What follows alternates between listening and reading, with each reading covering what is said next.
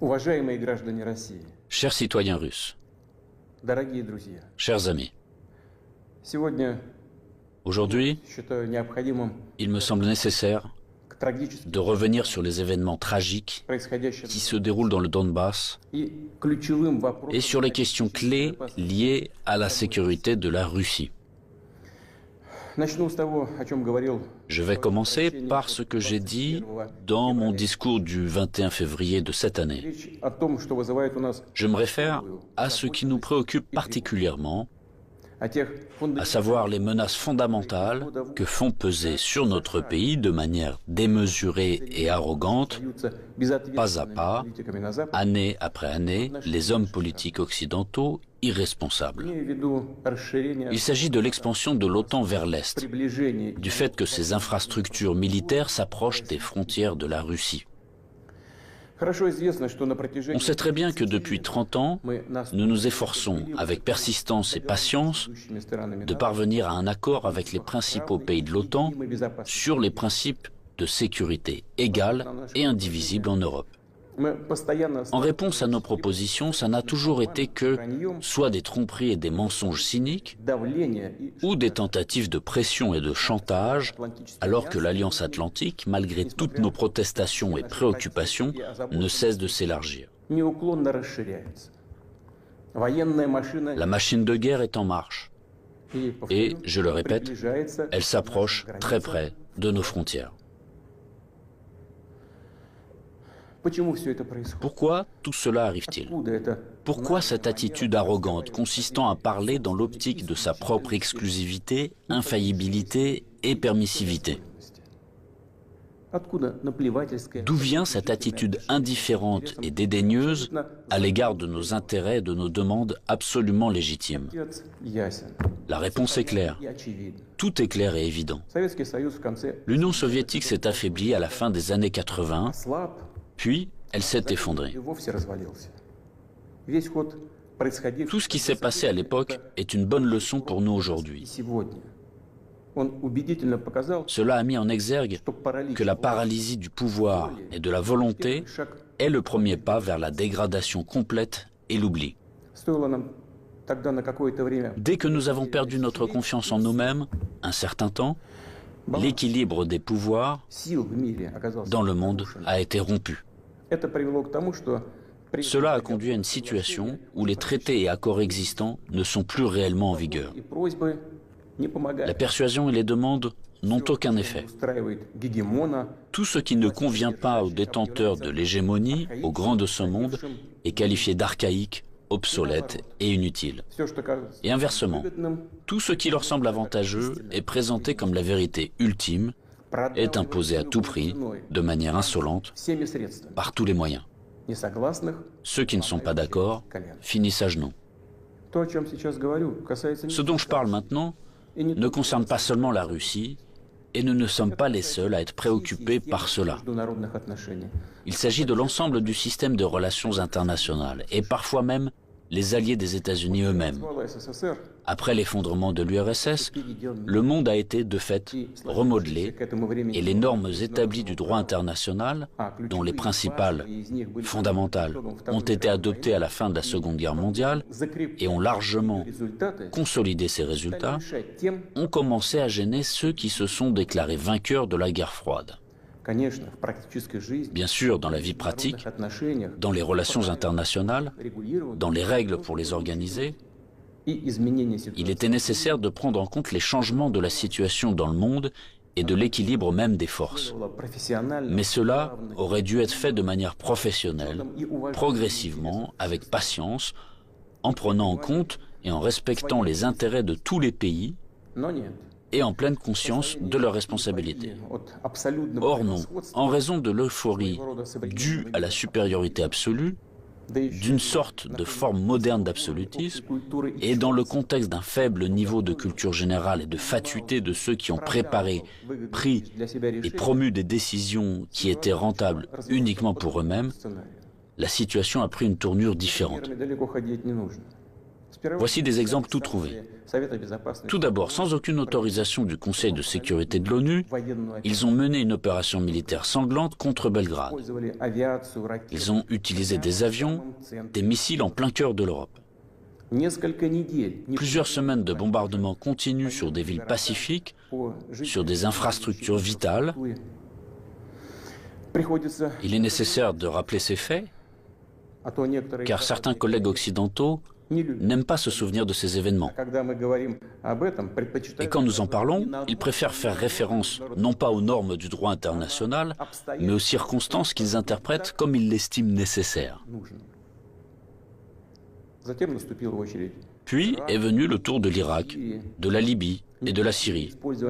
L'utilisation illégitime de la force militaire contre la Libye, la dénaturation de toutes les décisions du Conseil de sécurité de l'ONU sur la question libyenne ont conduit à la destruction complète de l'État, au fait qu'un énorme foyer de terrorisme international est apparu, au fait que le pays s'est trouvé plongé dans une catastrophe humanitaire dans l'abîme de la guerre civile qui a duré plusieurs années et se poursuit encore, la tragédie à laquelle des centaines de milliers, des millions de personnes ont été condamnées, non seulement en Libye, mais dans toute cette région, a provoqué un exode migratoire massif de l'Afrique du Nord et du Moyen-Orient vers l'Europe. Un sort similaire a été réservé à la Syrie. Les opérations militaires de la coalition occidentale sur le territoire de ce pays, sans le consentement du gouvernement syrien et sans la sanction du Conseil de sécurité de l'ONU, ne sont rien d'autre qu'une agression, une intervention. Cependant, l'invasion de l'Irak, qui n'avait aucun fondement juridique non plus, occupe une place particulière. Comme prétexte, ils ont choisi les prétendues informations fiables dont auraient disposé les États-Unis sur la présence d'armes de destruction massive en Irak. Pour preuve, le secrétaire d'État américain agitait publiquement devant le monde entier un tube rempli de poudre blanche assurant tout le monde qu'il s'agissait d'une arme chimique en cours de développement en Irak. Et puis il s'est avéré que tout cela était une manipulation, du bluff. Il n'y avait pas d'armes chimiques en Irak. C'est incroyable, surprenant, mais le fait est là. Il y a eu des mensonges au plus haut niveau étatique et du haut de la tribune de l'ONU. Et en conséquence de cela, il y a eu des sacrifices énormes, des destructions, une progression incroyable de terrorisme. En fait, on a l'impression que pratiquement partout, dans de nombreuses régions dans le monde, là où l'Occident vient mettre en place son ordre, cela se termine en blessures sanglantes qui ne cicatrisent pas, en plaies que sont le terrorisme international et l'extrémisme.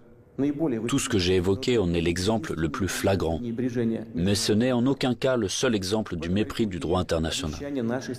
S'ajoutent à cela les promesses faites à notre pays de ne pas étendre l'OTAN d'un pouce vers l'Est. Je le répète, ils ont menti, ou en termes populaires, ils nous ont tout simplement arnaqués. Oui, on entend souvent dire que la politique est quelque chose de sale, peut-être, mais quand même pas à ce niveau-là. Après tout, un tel comportement de tricheur contredit non seulement les principes des relations internationales, mais surtout les normes de moralité et d'éthique généralement reconnues. Où sont la justice et la vérité ici? Ce ne sont que des mensonges et de l'hypocrisie. Par ailleurs, des hommes politiques, des politologues et des journalistes américains eux-mêmes écrivent et parlent du fait qu'un véritable empire du mensonge a été créé aux États-Unis ces dernières années. Difficile de ne pas être d'accord avec ça, c'est ainsi. Mais il ne faut pas jouer les modestes. Les États-Unis restent un grand pays, une puissance avec un rôle moteur. Tous leurs satellites non seulement leur donnent raison, avec résignation et humilité, ils se joignent à leur rhétorique pour n'importe quelle raison, mais ils copient également leur comportement. Ils acceptent avec enthousiasme les règles proposées. Par conséquent, nous avons toutes les raisons d'affirmer avec certitude que l'ensemble de ce qu'on appelle le bloc occidental, formé par les États-Unis à leur image, est, dans cet ensemble, cet empire du mensonge. Quant à notre pays, après l'effondrement de l'URSS, malgré toute l'ouverture sans précédent de la nouvelle Russie moderne, la volonté de coopérer honnêtement avec les États-Unis et d'autres partenaires occidentaux, et dans les conditions d'un désarmement quasi unilatéral, Ils ont immédiatement essayé d'aller jusqu'au bout, de nous achever, de nous détruire complètement. C'est exactement ce qui s'est passé dans les années 90, au début des années 2000, lorsque l'Occident, dit collectif, a soutenu très activement le séparatisme et les gangs de mercenaires dans le sud de la Russie. Quels sacrifices, quelles pertes tout cela nous a-t-il alors causé? Quelles épreuves avons-nous dû traverser avant de briser définitivement le terrorisme international dans le Caucase?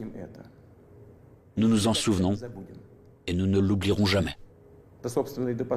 En fait, jusqu'à récemment, ils n'ont cessé de chercher à nous utiliser dans leurs propres intérêts, de détruire nos valeurs traditionnelles, de nous imposer leurs pseudo-valeurs, ce qui nous consumerait, nous, notre peuple, de l'intérieur. Ces attitudes qu'ils imposent déjà agressivement dans leur pays et qui conduisent directement à la dégradation et à la dégénérescence, car ils contredisent la nature humaine. Cela n'arrivera pas et personne n'y est jamais arrivé. Cela ne fonctionnera pas non plus maintenant.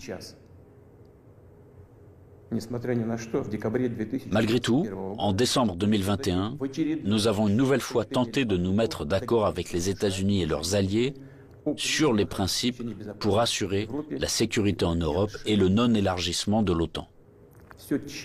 Tout cela en vain. La position américaine ne change pas.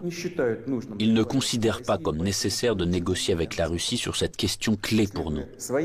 Ils poursuivent leurs propres objectifs et négligent nos intérêts.